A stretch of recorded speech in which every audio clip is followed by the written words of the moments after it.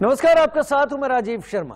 Corona संकट में हर ओर त्राहिमाम मचा हुआ है। लोग बेहाल हैं और जनप्रतिनिधियों से मदद की गुहार लगा रहे हैं, लेकिन जनता के चुने हुए जनप्रतिनिधि भी नदारद हैं। लोग जाएं तो कहां जाएं, मदद की गुहार किससे लगाएं? ऐसे में एक जनप्रतिनिधि अपनी जान की परवाह किए बगैर आम लोगों के बीच जाता है, न सिर्फ उनकी मदद करता है बल्कि प्रशासन की कमियों को भी उजागर करता है। लेकिन आप किसी और प्रदेश में हो तो ये मदद आपके लिए कोई मुसीबत नहीं खड़ी कर सकती, लेकिन अगर आप बिहार में हैं तो संभल जाएं, क्योंकि नीतीश का बिहार बदहाल जरूर है, बेहाल जरूर हो, लेकिन सरकार के फैसले कमाल हैं। आज ऐसा ही एक फैसला तब लिया गया जब पटना पुलिस ने जन अधिकार पार्टी के मुखिया पप्पू यादव को लॉकडाउन के उल्लंघन के आरोप में गिरफ्तार कर लिया। पप्पू यादव लगातार पटना और आसपास लोगों की मदद में जुटे हुए हैं और कोरोना संकट में मसीहा बनकर सामने भी आए। ऐसे में जब नीतीश सरकार के मंत्री और विधायक सीन से ही गायब हों, तब पप्पू यादव की गिरफ्तारी अपने आप में सवालों के घेरे में है। गिरफ्तारी और उसके सियासी मायने को लेकर हम चर्चा करेंगे अपने मेहमानों के साथ, लेकिन पहले ये रिपोर्ट आपके लिए।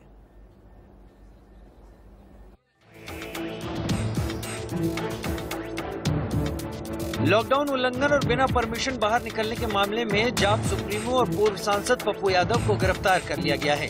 गिरफ्तारी उनके आवास मंदिर से की गई। गिरफ्तारी को लेकर पप्पू यादव ने कहा कि पिछले कई महीने से हम लगातार सेवा कर रहे थे, लेकिन पुलिस की टीम ने गिरफ्तार कर लिया। अगर कोरोना काल में जिंदगियां बचाने के लिए अपनी जान हथेली पर रख जूझना अपराध है तो हाँ, मैं अपराधी हूँ। पीएम साहब, सीएम साहब, दे दो फांसी या भेज दो जेल। झुकूंगा नहीं, रुकूंगा नहीं, लोगों को बचाऊंगा, बेईमानों को बेनकाब करता रहूंगा। मेरा सिर्फ इतना ही है कि डेढ़ महीने से मैंने की कोशिश की है। डेढ़ महीने से मैंने कोशिश किया बिहार को बचाने की। 1.5 महीने।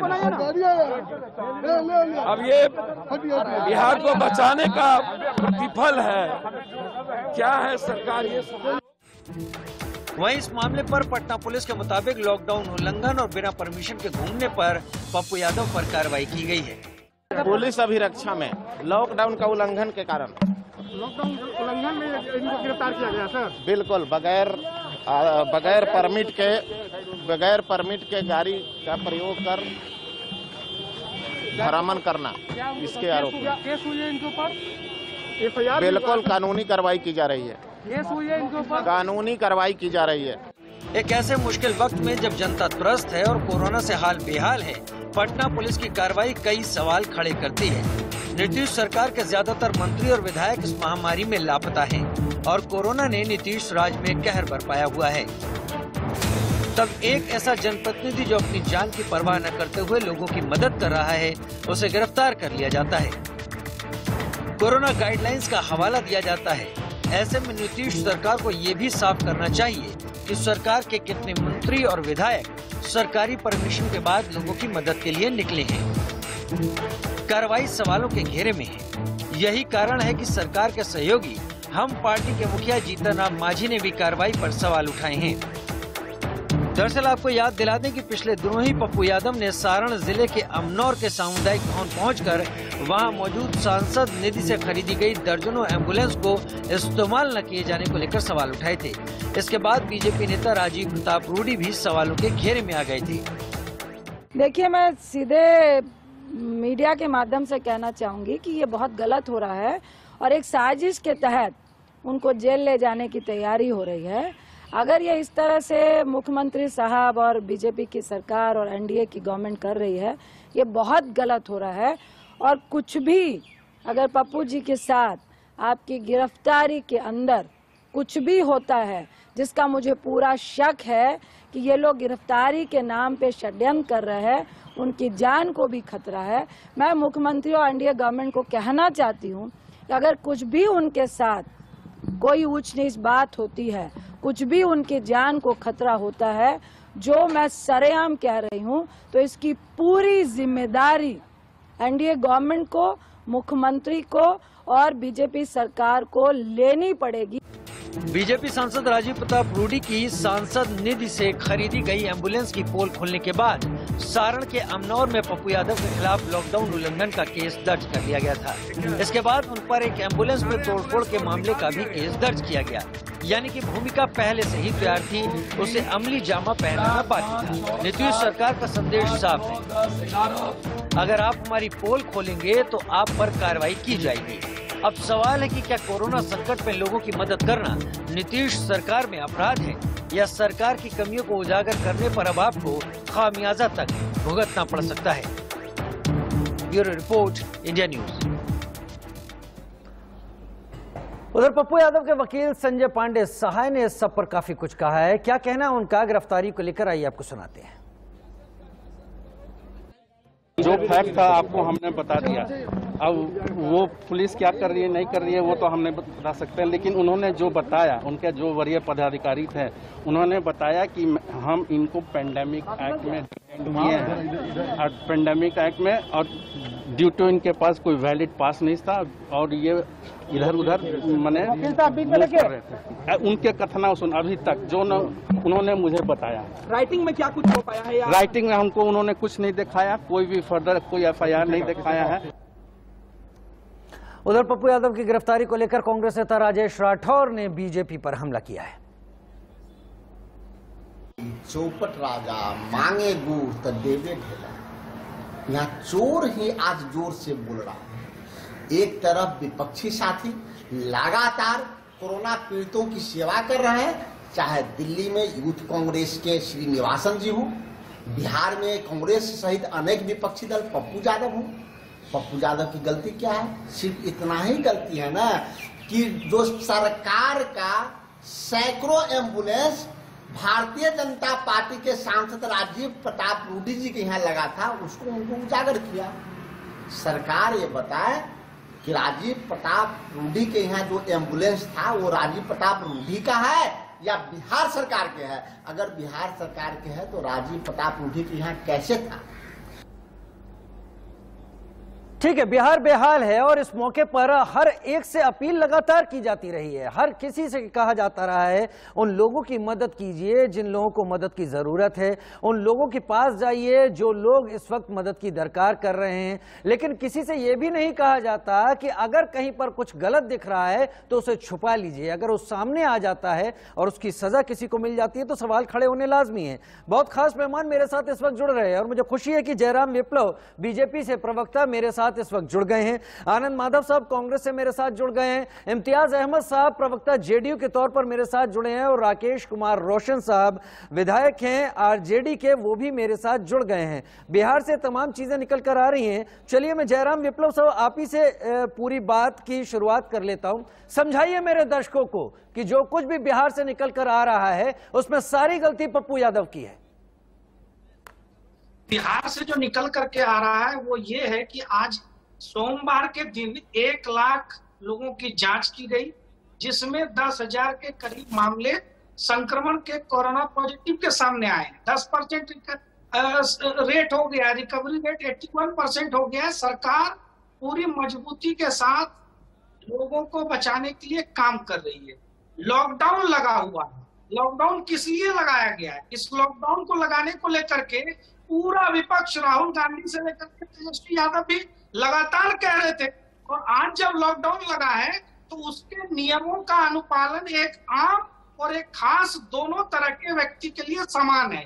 आप तमाम तरह के वीडियो सोशल मीडिया और आपकी मीडिया रिपोर्ट में भी देखेंगे कि जगह जगह पर चेकिंग होती है और पुलिस आम लोगों से भी जुर्माना भी वसूल रही है, और कोई अगर आपराधिक कृत्य पैंडेमिक रूल के खिलाफ जाकर के काम कर रहा है तो उनको भी पकड़ रही है। ये पुलिस का कानून का काम है, मसला है। ये कोई राजनीतिक विषय नहीं है। ये बिहार सरकार की कैबिनेट में पारित कोई निर्णय नहीं है जिस पर राजनीतिक लोगों की इस तरह की टिप्पणियां आनी चाहिए। अगर वो सही है और उन्होंने कुछ गलत नहीं किया, पीएमसीएच के कोरोना वार्ड में नियमों की धज्जियां उड़ा करके पप्पू यादव जी पहुंच रहे हैं, क्या वो डॉक्टर हैं जो लोगों को वो वहां जाकर के तुरंत त्वरित इलाज कराएंगे, या वो कोरोना के फ्रंट लाइन वॉरियर हैं? तो ये सारी चीजें देखनी होंगी कि केवल पब्लिसिटी के लिए काम किया जा रहा है या वाकई लोगों की सेवा का भावना है, क्योंकि उनका इतिहास भी लोग जानते हैं। हजारों लोगों के साथ कत्ल का उनका पुराना रिश्ता रहा है, कत्ल के आरोप में वो लंबे समय तक जेल में रहे और आज अचानक से मसीहा की छवि बनाने के लिए सड़कों पर निकल पड़े हैं। और अगर उनकी ये छवि वास्तविक रही होती तो लगातार उनको जनता रिजेक्ट क्यों कर रही है? तो ये राजनीतिक, इसको रंग मत दीजिए, ये पुलिस और कानून का मसला है, कानून और पुलिस को काम करने दीजिए। और मैं विपक्ष से एक सवाल पूछना चाहता हूँ, आखिरी बात, कि जो आज एक व्यक्ति की गिरफ्तारी पर इतना हल्ला मचा हुआ है, आप लोकतंत्र को खतरे में बता रहे हैं, वही विपक्ष बंगाल में लोगों की हत्याओं पर मुंह में दही जमाए बैठा है, तो आपकी राजनीतिक मंशा पर सवाल उठेंगे। ठीक है, बहुत बढ़िया, बहुत बढ़िया, बहुत अच्छा, बहुत अच्छी तरीके से जयराम विप्लव आपने बात रखी। मैं इम्तियाज अहमद साहब आपको लाना चाहूंगा, जेडीयू से प्रवक्ता हैं आप। इम्तियाज भाई, जयराम विप्लव कह रहे हैं कि ये सब कुछ सस्ती लोकप्रियता के चलते हो रहा है और ये जो कुछ भी है लॉकडाउन का उल्लंघन उन्होंने किया है। 10,000 लोग अगर वहां पॉजिटिव पाए गए, 10% का वहां पर पॉजिटिविटी रेट है इस वक्त भी, तो ऐसा उन्होंने सस्ती लोकप्रियता के लिए किया और पुलिस ने उनके खिलाफ एक्शन किया। लेकिन पप्पू यादव का कहना है वो 1.5 महीने से करीब या उससे भी ज्यादा से लगातार एक काम कर रहे हैं। मकोका लगना चाहिए उनके पर, उन्होंने लोगों की जान के साथ खेला है, लगाइए मकोका और इस तरीके से उनको अंदर डाल दीजिए कि वो कभी बाहर ना निकल पाए, अगर इतना बड़ा अपराध किया है उन्होंने तो। देखिए, पप्पू यादव 7 बार सांसद और विधायक रहे और एक मंझे हुए राजनीतिक और एक समझदार पॉलिटिशियन के रूप में भी अब उभरे हैं। और इस कोविड काल में इससे पहले भी उन्होंने जनता की सेवा की है, इसको कोई नकार नहीं सकता है। उन्होंने काम किया है, लोगों की सेवा की है।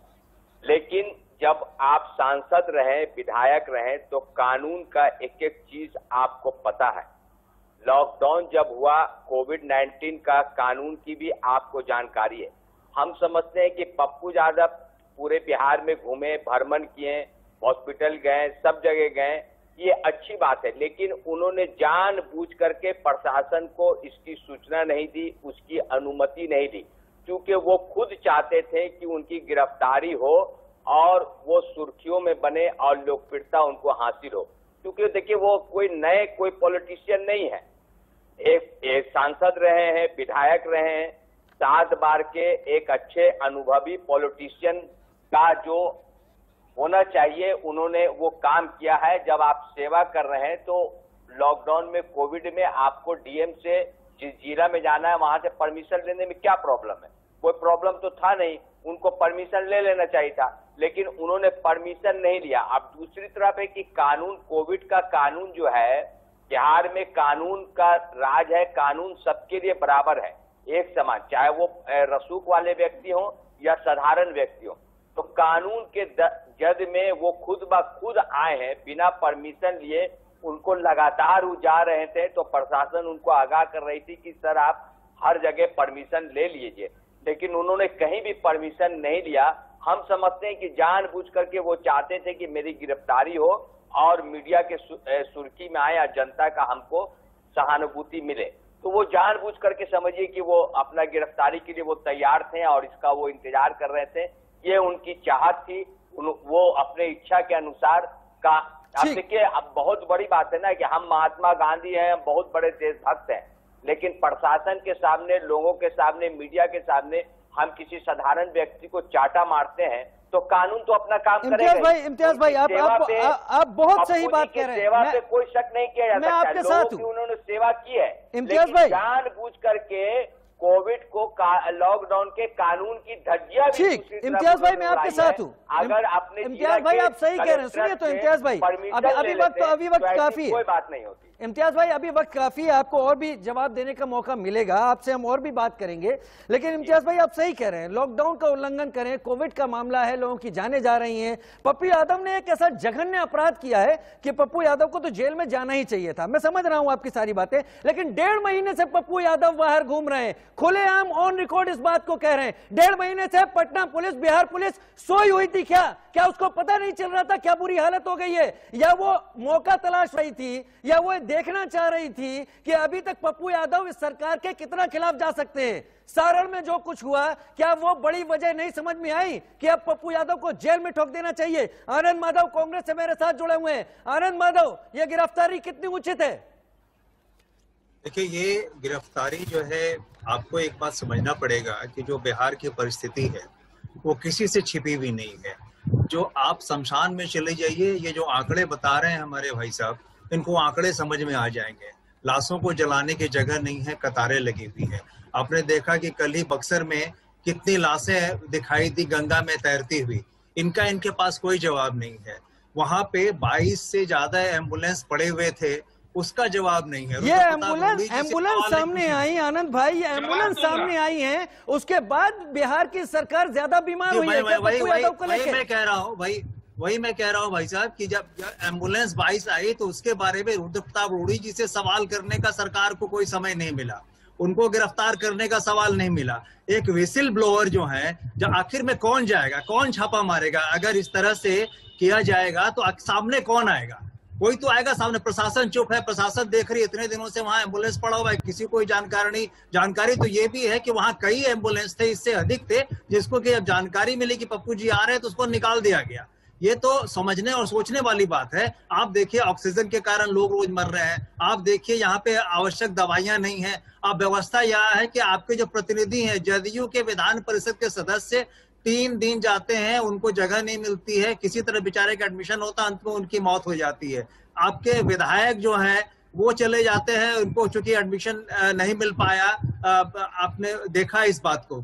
तो यहाँ स्थिति ये है कि अस्पतालों में बेड जो है वो है, अगर तो वेंटिलेटर नहीं है तो संचालक नहीं है, और कालाबाजारी को इतना बढ़ावा मिल रहा है। अगर कोई व्यक्ति एक विसिल ब्लोअर बन के आगे जाता है और इस बात को करता है तो उसको आप गिरफ्तार कर लेते हैं। निश्चित रूप से एक निरंकुश राज की ओर बढ़ रहा है। कोई भी व्यक्ति आवाज उठाएगा, चाहे कोई भी हो, उसको अंदर ठोक दिया जाएगा।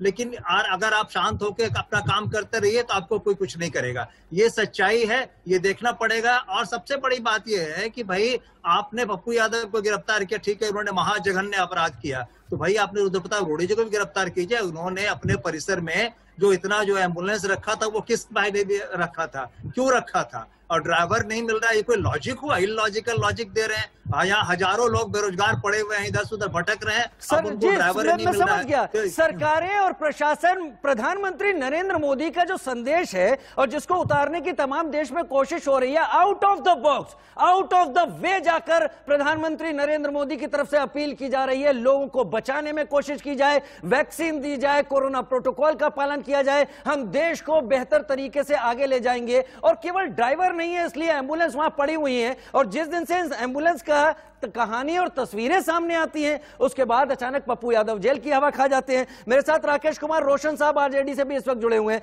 रोशन भाई, क्या चल रहा है बिहार में? क्या अगर सच्चाई उजागर कर दी जाएगी तो विसिल ब्लोअर कोई अंदर कर दिया जाएगा? मानता हूं लॉकडाउन में बाहर निकलना गलत है, लेकिन वो आदमी कह रहा है वो 1.5 महीने से लोगों के लिए बाहर निकल रहा है। अगर आज वो खटक गया तो पहले दिन क्यों नहीं खटका? असल बात यह है कि बिहार में सरकार की कमजोरियों को उजागर करना, सरकार की लापरवाही को जनता के सामने प्रकट करना यहाँ के कानून में सबसे बड़ा जुर्म है। और इसी जुर्म का सजा पप्पू यादव को दिया जा रहा है। पप्पू यादव ने बिहार की जनता को ये बताया कि बिहार के लोग जो हैं ऑक्सीजन के अभाव में, बिहार के लोग बेड के अभाव में, यहाँ दवाओं के, आवश्यक दवाओं की आपूर्ति के अभाव में, यहाँ नर्सिंग केयर और डॉक्टर की अनुपलब्धता के कारण बिहार में हजारों लोग मारे जा रहे हैं, मर रहे हैं। और इस परिस्थिति में बिहार सरकार पूर्णतः विफल है। ये जो सामने पिक्चर उन्होंने सही तस्वीर रखने का काम किया जनता के सामने, ये नीतीश कुमार जी की सरकार को अच्छा नहीं लगा, क्योंकि नीतीश कुमार जी कागज पर सिर्फ बात करते हैं और कागज पर दिखा रहे हैं कि बिहार जो है बहुत हेल्थ इंप्रूवमेंट में आगे है। अभी हमारे बीजेपी का प्रवक्ता कह रहे हैं कि 10% हो गया रेशियो। अरे भाई साहब, आप दिल्ली में बैठ के 10% रेशियो का मूल्यांकन नहीं कीजिए। आप कितना RT-PCR टेस्ट करा रहे हैं, कितना एंटीजन टेस्ट करा रहे हैं। आप यदि कम लोगों का ही टेस्टिंग कराइएगा तो कम लोग ही संक्रमण से पीड़ित आएंगे। तो ये सारी बातें हैं जिसको पप्पू जी ने उजागर किया, और उसके साथ साथ उन्होंने अपने स्तर से जितना बना जीवन उपयोगी दवाओं को, खासकर रेमडेसिविर इंजेक्शन को उन्होंने लोगों को उपलब्ध कराने का काम किया। ऑक्सीजन का सिलेंडर का भी जहां अनुपलब्धता था उसको अपने स्तर से पूरा किया। तो एक समाज सेवा का परिचय दे करके अपने हृदय को समाज के साथ जोड़ने का जो व्यक्ति काम करता है, उसको आप कानून की परिधि में ला करके यही सजा देते हैं कि वो बहुत बड़ा अपराधी है। बिहार के अंदर यदि आप अपराध रोकने की बात करते हैं तो सचमुच में यदि नीतीश जी के साथ संवेदनशीलता है तो नीतीश कुमार वैसे लोगों को गिरफ्तार करे जिन्होंने आज बिहार की कानून व्यवस्था को चुनौती देने का काम किया है। पटना शहर में सरेआम सड़कों पर हत्याएं हो रही है, पूरे बिहार के अंदर अपहरण, लूट, डकैती की वारदात हो रहा है। कितने लोग गिरफ्तार किए गए? वैसे जुल्मियों को, वैसे उपद्रवियों को तो कहीं गिरफ्तारी नहीं हुआ, और इनको सबसे बड़ा अपराधी पप्पू यादव नजर आ रहा है कि पप्पू यादव ने कोविड के नियमों का उल्लंघन किया। जयराम भाई आप मुझे सुन रहे होंगे इस वक्त। जयराम भाई, मेरा सवाल आप तमाम लोगों से एक ही संदेश के साथ है। ठीक है रोशन साहब, ठीक है राकेश भाई, ठीक है, जयराम जी से बात कर लेता हूं। जयराम भाई, मेरा सवाल सिर्फ इतना है, अगर आज पप्पू यादव लॉकडाउन उल्लंघन के मामले में बिहार सरकार को खटके हैं, मैं इसका कतई विरोध नहीं कर रहा हूं, यहां पर मॉडरेटर हूं और मैं मानता हूं कानून का उल्लंघन करने के लिए सजा दी जानी चाहिए थी। लेकिन पप्पू यादव ऑन रिकॉर्ड इस बात को कहते हैं कि आज नहीं, मैं 1.5-2 महीने से लगातार ये काम कर रहा हूं। ये सारी तलखी केवल एम्बुलेंस की उस संख्या और उन तस्वीरों के बाद ही क्यों बिहार सरकार को नजर आई? क्या आपको लगता नहीं कि अब आप लोग अपने ही सहयोगियों के बीच में फंसते नजर आ रहे हैं? जीतन राम मांझी कह रहे से जनता आक्रोशित होगी, ये गलत है, इस तरीके से नहीं किया जाना चाहिए। देखिए, अभी मैंने दोनों हमारे विपक्ष के साथियों को भी सुना, और आप सब जानते हैं कि लालू जी के प्रति बिहार के एक बड़े वर्ग में उनका सम्मान है। वो मसीहा के रूप में देखे जाते हैं और उनकी भी समाज सेवा की छवि है। बहुत सारे लोग उनको अच्छे से पूछते हैं, मानते हैं। लेकिन अगर किसी अपराध में वो शामिल थे तो आज कानून ने उनको सजा दिया ना। अगर आप कहीं पर कोई गलती करते हैं, बिहार में सैकड़ों साधारण व्यक्तियों को भी पुलिस ने पकड़ा होगा, क्या उस पर ये लोग सवाल उठाने के लिए आए? कोई गलती करता है तो स्थानीय प्रशासन उसका संज्ञान लेके काम कर रहा है। इसमें कोई राजनीतिक मंशा मत ढूंढिए। अब रही बात एम्बुलेंस की, तो एकदम शांति से मुझे जरा इस विषय पे सुनिए। मैंने भी राजीव प्रताप रूडी जी को सुना, मैं भी अपने सांसद से भी जुड़ा हूं और बाकी सांसदों के भी कामकाज को जानता हूं। सांसद फंड से जो फंड गाड़ी खरीदने के लिए मिलती है, गाड़ी एम्बुलेंस आ गई, अब उसको चलाने के लिए किसी न किसी स्थानीय संस्था को वो हैंड ओवर किया जाता। और रूडी जी ने पूरे बिहार में सबसे अधिक एम्बुलेंस अपने क्षेत्र को दिया। 65 एम्बुलेंस चलाते हैं, रैकेट चलाते हैं, ये कोई यहाँ चल रहे थे। और ये सभी रूडी जी के माध्यम से नहीं बल्कि पंचायतों के माध्यम से चल रहे हैं। एम्बुलेंस जो खड़ा करके कुछ एम्बुलेंस तकरीबन 18 के 20 के आपदा के समय में। जयराम भाई ठीक है राकेश भाई, जयराम भाई एक सुनिए तो, जयराम भाई आपसे ही शुरुआत करूंगा। जयराम भाई 1 मिनट के लिए बाकी सब लोग खामोश हो जाएं। जयराम भाई आप ही से शुरुआत करूंगा, एक छोटे से ब्रेक को ले रहा हूं। लेकिन जयराम भाई, एक सवाल अभी डाले जाता हूं आपकी गोद में और आप उस सवाल को समझ लीजिएगा। अगर ऑक्सीजन सिलेंडर हमारे पास ऑक्सीजन के साथ बहुत सारे हैं तो केवल इसीलिए वो पड़े नहीं रहेंगे कि हमारे पास ऑक्सीजन के वाल्व नहीं हैं। हम उनके जुगाड़ करने की कोशिश करेंगे। ड्राइवर नहीं है, एम्बुलेंस खड़ी है, लोगों को जरूरत है, लोग लंबे लंबे रास्ते को पैदल चल के पार कर रहे हैं। जरूर जवाब दीजिएगा। ब्रेक के बाद आता हूं आपके पास।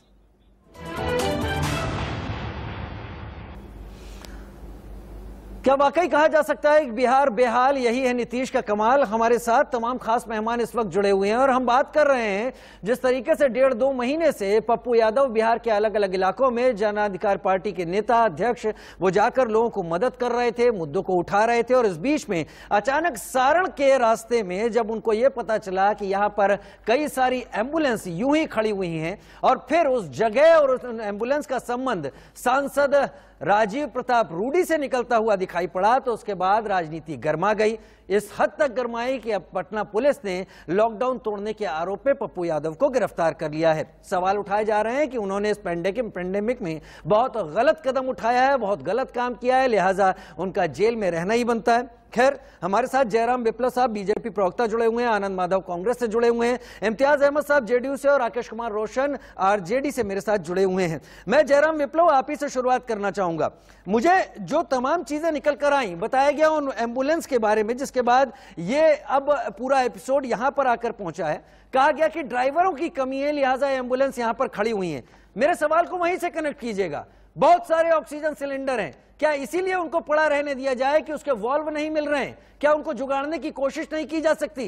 क्या सांसद इतनी गंभीरता को नहीं समझ सकते कि वहां पर बिहार में देश के अलग अलग हिस्सों में एम्बुलेंस नहीं मिल रही है, लोगों की मौत हो रही है, पैदल जा रहे हैं, परेशान हो रहे हैं, खड़े रहना कितना उचित था? और पप्पू यादव उसको उजागर करते हैं तो आज जेल में। मुझे लगता है कि इसको हम सबको गंभीरता से समझने की जरूरत है। समझाइए, मैं समझना चाहूंगा जयराम भाई, क्योंकि अगर आपका वर्जन सही है तो बहुत ज्यादा भ्रांति फैलाई जा रही है, लेकिन अगर आपका वर्जन गलत है तो यहाँ पर बहुत गलत हुआ है। मुझे आप थोड़ा सा वक्त दे दीजिए, मैं जी बोलिए। रखना चाहता हूँ। इसका एक दूसरा पक्ष ये है कि जो अभी 22 इन्होंने संख्या बताई, चलिए उनकी संख्या को मान लिया जाए, 22 को ही रखा जाए, क्योंकि दर्जनों और सैकड़ों भी दूसरे प्रवक्ता कह रहे थे।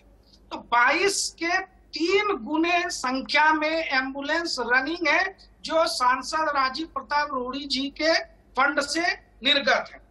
और वहां पर जो एम्बुलेंस देखा गया, जिसको पप्पू जी ने उजागर किया, वो एम्बुलेंस कब कब आई, कितने दिन से थी, कितने महीने से थी, कितने साल से थी, क्या वो ये जानते हैं? उसकी हकीकत ये है कि जब ये कोरोना का संक्रमण बहुत गंभीर रूप ले रहा था, तो बहुत सारे लोगों ने अपनी अपनी जान बचाने के लिए, बहुत सारे लोगों ने अपनी नौकरियां भी छोड़ी हैं। उन्हीं में से कुछ लोगों ने जब काम छोड़ा तो कोई 2 दिन पहले वो एम्बुलेंस आई, कोई 4 दिन पहले, और बाकायदा इसके लिए अखबार में विज्ञापन देकर ड्राइवरों की नियुक्ति के लिए भी राजीव प्रताप रूडी जी ने प्रयास किया था। और स्थानीय स्तर पर ग्राम पंचायतों के माध्यम से भी प्रयास चल रहा था।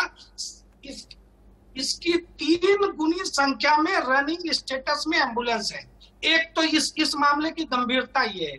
दूसरी चीज कि जो बात रही सहायता करने की, एक होता है सहायता करना, दूसरा होता है कि हर जगह सहायता के साथ मीडिया का कैमरा ही साथ में लेकर के चलना।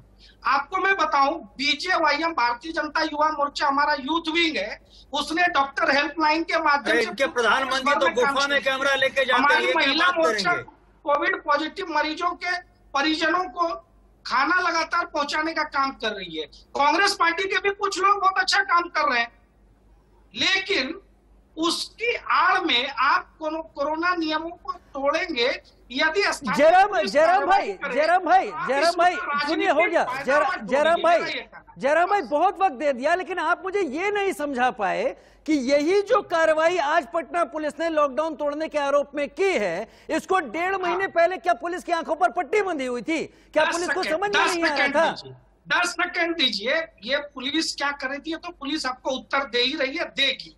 अब आपने कहा 1.5 महीने और 2 महीने से, तो अभी मैं पप्पू जी के ट्वीट ही पढ़ रहा था, जब से वो पटना में थाने में बैठे हैं तब से लगातार ट्वीट्स आ रहे हैं। वो खुद कह रहे हैं कि 1 महीने पहले उनका ऑपरेशन हुआ है, उनके जान को खतरा है, वो पॉजिटिव हो सकते हैं, और आप उनके हवाले से बता रहे हैं कि 2 महीने से वो घूम रहे थे। मैं कह रहा हूँ बहुत सारे लोग घूम रहे थे, लेकिन परमिशन लेकर के घूम रहे थे। बहुत सारे लोग फ्रंट लाइन वॉरियर का उन्होंने स्थानीय प्रशासन से सर्टिफिकेट बनवा रखा है, आई कार्ड बनवा रखा है, और वो जा रहे हैं लोगों की मदद करने। लेकिन केवल हर मुद्दे को राजनीतिक रंग देंगे। चलिए, आप राजनीतिक रंग दे रहे हैं।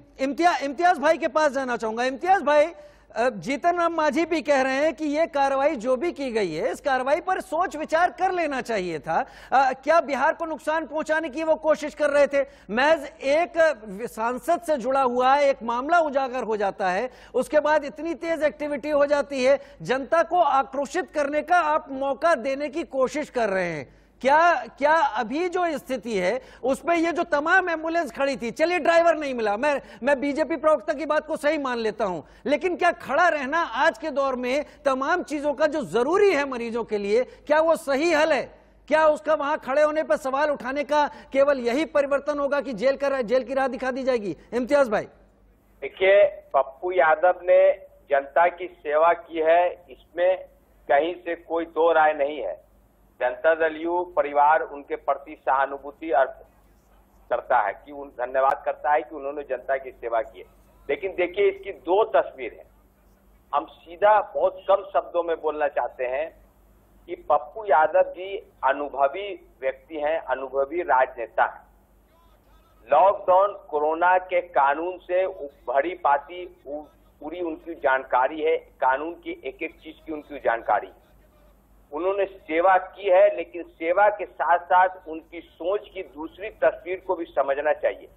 कानून के जानकार रखने वाला व्यक्ति जो माननीय लोकसभा में सांसद रहा हो, माननीय विधानसभा में माननीय सदस्य रहा हो, 7 बार रहा हो, उसको कानून की छोटी सी जानकारी क्या नहीं हो सकती है? कोरोना काल में वो सेवा कर रहे थे, जनता दल यू परिवार हाथ जोड़ के उनका धन्यवाद करता है। लेकिन उनको एक छोटी सी काम थी, जीरा प्रशासन से उनको परमिशन लेनी चाहिए थी।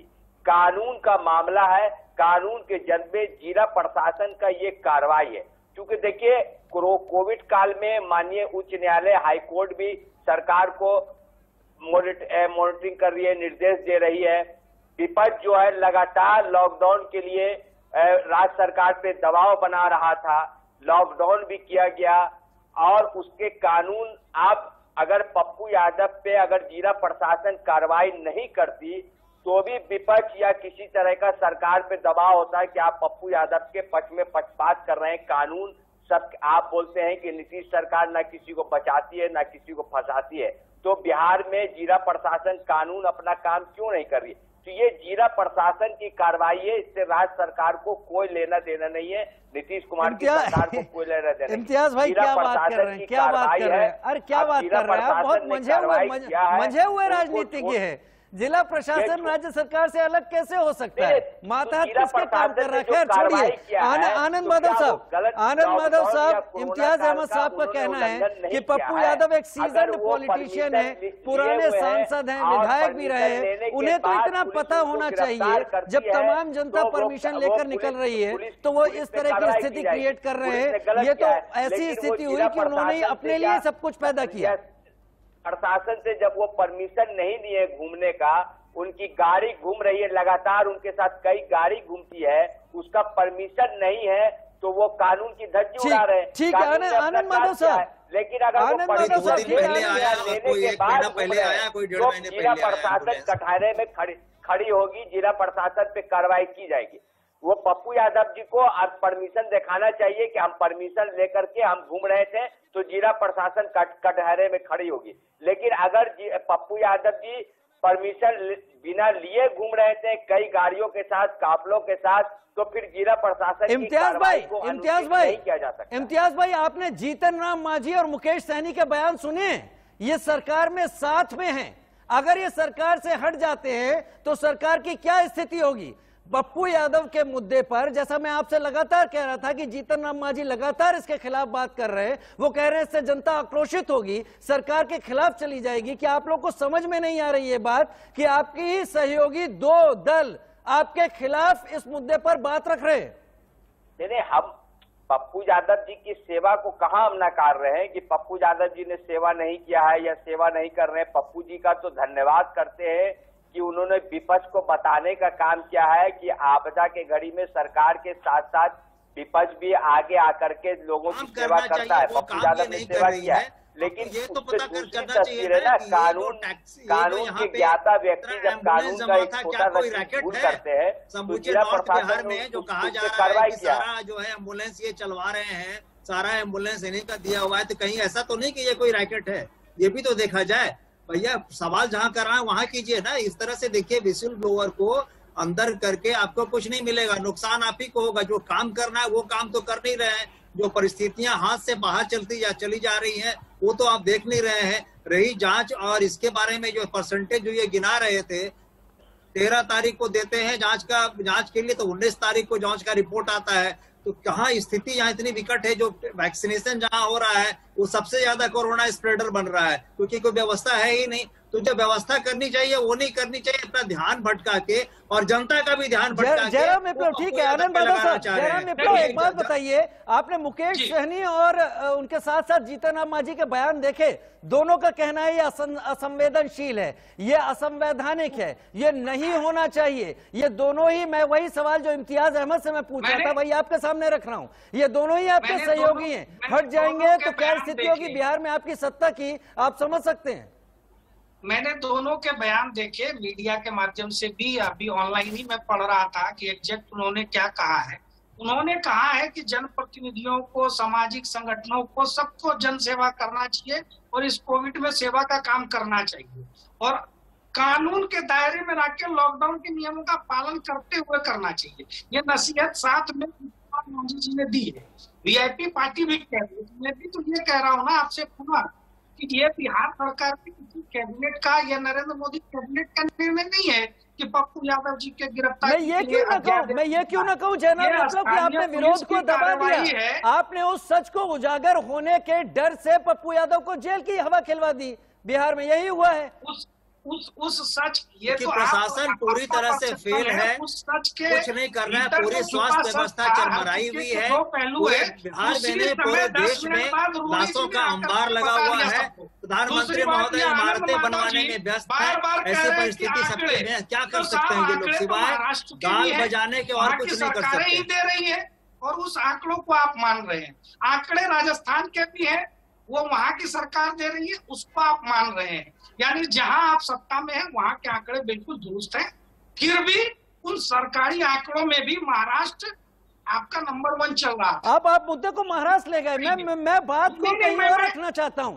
पप्पू यादव को अगर वो कह रहे हैं 1.5 महीने से कर रहे हैं, पप्पू यादव इतना बड़ा विषय नहीं है। क्यों नहीं विषय है, क्यों नहीं विषय है? सारण की क्या पोल नहीं खुली? सारण की तस्वीरें मैं क्यों ना कहूँ कि वो पोल खुल गई आपकी, और मैं क्यों ना कहूं कि अब आपके ही 2 सहयोगी दल आपको चुनौती दे रहे हैं। राकेश कुमार रोशन साहब, हम जीतन राम मांझी और मुकेश सहनी सरकार के इस फैसले के खिलाफ खड़े हो गए। सरकार में दिक्कतें पैदा हो गई है। पप्पू यादव को गिरफ्तार करना किसी सच को छुपाने जैसी कोशिश है, वो सच जो सारा से निकलकर बाहर आ रहा था। राकेश कुमार, वही बात मैं कह रहा हूँ कि बिहार में कोई भी कार्रवाई पुलिस का हो या प्रशासन का, सरकार के पसंद और नापसंद पर निर्भर करता है। 1.5 महीना पहले तक पप्पू यादव घूम रहे थे तो इनको दिक्कत नहीं हो रहा था, इसलिए कि पप्पू यादव कोई ऐसी बात नहीं कर रहे थे जिससे कि इनको कोई फाजत हो। लेकिन 3 दिन पहले जब इन्होंने सारण की घटना को दिखाया और दिखाया कि कैसे बिहार में एक तरफ एम्बुलेंस को खड़ा करके रखा गया है और दूसरे तरफ एम्बुलेंस के किराया के नाम पर बिहार के लोगों को बड़े पैमाने पर पैसा वसूली किया जा रहा है, ऐसी स्थिति में जो लोग एम्बुलेंस रहते हुए भी एम्बुलेंस जनता की सेवा में नहीं दे रहे हैं और उनकी असली चेहरा को उजागर करने का जब काम किया तब इन्होंने उनको गिरफ्तारी का आदेश दिया। मैं आपको एक बात और कहना चाहता हूं, कल एक वीडियो वायरल हो रहा था, एक वो जो आपका ये जो सब वाहन है, उस सब वाहन से उसी से ये सब जा रहा था और उस सब वाहन को रोक करके राजीव प्रताप रूढ़ी जी के समर्थक 5 मिनट तक उनके पूरे बड़ाई करके उनका बयां कर रहे थे कि राजीव प्रताप रूढ़ी जी क्या है। और राजीव प्रताप रूढ़ी कौन कौन काम कर रहे हैं। एक तरफ वो आदमी सबको ले जा रहा है, दूसरे तरफ आप रोक करके वहां किसी सांसद का पूरा व्यक्तित्व का एक चरित्र चित्रण करवा रहे हैं। ये बिहार में इस तरह की घटनाएं हो रही है, इस पर नीतीश कुमार जी नोटिस नहीं ले सकते, एनडीए के लोग नोटिस नहीं ले सकते। लेकिन जब उनकी किरकिरी शुरू हो गई, जब पप्पू जी ने ये बताने का काम शुरू कर दिया कि एम्बुलेंस रहते हुए एम्बुलेंस उपलब्ध नहीं किया जा रहा है, जब अस्पताल में रेमडेसिविर दवाएं नहीं मिल रही है, ऑक्सीजन का सिलेंडर नहीं है, लोग बिहार में जो भारतीय जनता पार्टी आत्मनिर्भर भारत की बात करती है, उसी तरह से आत्मनिर्भर होकर के बिहार के लोगों को छोड़ दिया आनंद प्रधान जी, मरने के लिए। आनंद प्रधान जी, जीतन राम मांझी ने अपने बयान में बड़ा गंभीर और कल की बात कही है। उन्होंने कहा है कि जो प्रतिनिधि जनता की सेवा कर रहा है उसके खिलाफ अगर ऐसा कदम उठाया जाता है तो मानवता के लिए खतरनाक है, लाने से रोका जा रहा है। आनंद प्रधान जीतन राम मांझी, मुकेश सहनी तल्ख होकर सामने आ गए हैं और जीतन राम मांझी ने तो यहां तक कह दिया कि यह मानवता के लिए खतरनाक है। मैं तो ये कह रहा हूँ कि इस तरह से जीतन राम मांझी एक बड़े नेता हैं, अगर वो इस तरह की बातें कर रहे हैं और सत्ता में रह के कर रहे हैं तब भी इनके ज्ञान के चक्षुओं को खुलना चाहिए। एम्बुलेंस के लेकर पटना मेडिकल कॉलेज में गोली चली और मुकेश सहनी ने अपनी अंतरात्मा की बात कही है। वही मैं कह रहा हूँ, इनको गोली चली पटना में पीएमसीएच में एम्बुलेंस को लेके, वो नहीं है। देखिए राजीव जी, इसमें ये समझने वाली बात है, ये सोचने वाली बात है, इतने एम्बुलेंस एक साथ खड़े हैं, क्यों नहीं इसके पीछे कोई रैकेट है, इसकी बू आती है और इसकी पूरी जांच होनी चाहिए और जो दोषी है उसको कटघरे में खड़ा करना चाहिए, चाहे वो राजीव प्रताप रूढ़ी है क्यों नहीं हो। गिरफ्तारी तो उनकी होनी चाहिए, गिरफ्तारी इम्तियाज अहमद जी, अब तो मान लीजिए कि ये सब कुछ जो भी हुआ है, ये कानून की अगर पालना होती तो शायद पहले हो गया होता। ये केवल एक बदला लिया गया है और यहाँ पर कोशिश की गई है उस आवाज को चुप कराने की जो कहीं आपके गठबंधन के खिलाफ जा रही थी, लेकिन अब आपके गठबंधन में ही ऐसी आवाजें उठने लगी हैं। क्या कीजिएगा? देखिए, ऐसी कोई बात नहीं है, कोई बदले के भावना से बिहार में कानून का उपयोग नहीं किया जा सकता है। बिहार का इतिहास रहा है 2005 से नीतीश कुमार जी की सरकार में किसी को बदले के भावना से या राजनीतिक विरोध के कारण से यहाँ ना किसी को फंसाया जाता है, ना किसी को बचाया जाता है। जहाँ जो मामला होता है, कानून आजाद है, कानून अपना काम करता है, प्रशासन अपना काम करता है, उसमें सरकार का या कोई राजनेता का किसी प्रकार का दबाव न हुआ है, न दबाव बर्दाश्त किया जाए। जहाँ पर घटना होती है, सारण की घटना है, सारण में भी जांच चल रही है। अच्छा, ये बताइए क्या हुआ उस जांच की? कुछ पता चला उस जांच के बारे में? क्यों खड़ी थी? जयराम विप्लव ने अपने तर्क दे दिए हैं, क्या क्या मजबूरियां थी। खड़ी थी एम्बुलेंस, लोगों को एम्बुलेंस की जरूरत है, वो नहीं मिल रही है, लेकिन खड़ी है क्योंकि ड्राइवर नहीं है। वजह क्या थी, क्यों खड़ी है? क्यों इतना पैसा चल रही है? एम्बुलेंस खड़ी थी और लोगों को एम्बुलेंस नहीं मिल रही थी, लेकिन हम सीधे तौर पे किसी पे आरोप नहीं लगा सकते हैं। प्रशासन उसकी जांच कर रही है, एक एक बिंदु पे जांच कर रही है।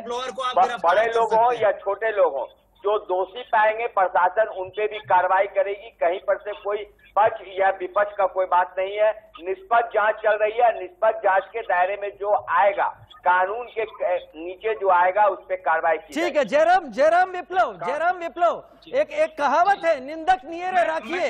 लगता है आप लोग में अपनी इतनी सहनशीलता बची नहीं है कि अगर कोई निंदा कर जाए तो फिर उसकी निंदा सहन ना हो। आप देखिए ना, अभी तक लोग जांच करा रहे हैं ना, अपने जगह पर है, का परिणाम अभी तक आएगा। अभी 1.5 महीने से गायब है, कोई जानता नहीं है, बस ट्विटर पर प्रकट होते हैं। अब सुनिए, और कांग्रेस और राजद को देख करके अभी ये लग रहा है कि इनको लोगों की कितनी चिंता है।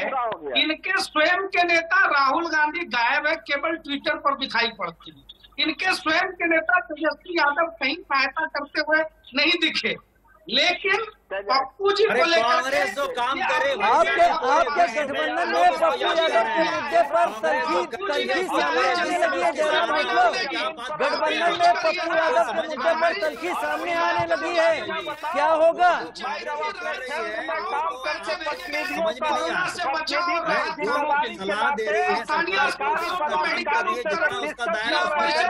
सभी बोलते रहेंगे तो ऐसा नहीं होगा, हम कोई मैसेज आगे नहीं पहुंचा पाएंगे। लेकिन एक बात यहाँ पर तय है, बिहार सरकार के इस फैसले को सीधे सीधे पॉलिटिकल वेंडेटा जो शब्द होता है, राजनीतिक बदला, उस रूप में देखा जा रहा है और तमाम बिहार इसको देख भी रहा है। क्योंकि अगर ऐसा होता तो शायद पप्पू यादव के खिलाफ पहले ही गिरफ्तारी जैसा एक्शन लिया जा सकता था। लेकिन तब जबकि सारल से एम्बुलेंस की तस्वीरों को पप्पू यादव ने सामने रखा, उसके बाद पप्पू यादव की गिरफ्तारी हो गई। कहीं बहुत बिहार सरकार किसी कटघरे में खड़ी हुई है, लेकिन उससे भी बड़ा खतरा उन्हीं के सहयोगियों की तरफ से यह कहना कि यह मानवता के खिलाफ अपराध है, यह खतरनाक है। क्योंकि एक शख्स जो लोगों की मदद कर रहा है, जहां पर सरकारें फेल हो रही हैं, उसे गिरफ्तार करके मुंह बंद कराना कतई उचित नहीं। एक छोटा सा ब्रेक, जल्द हाजिर होते हैं।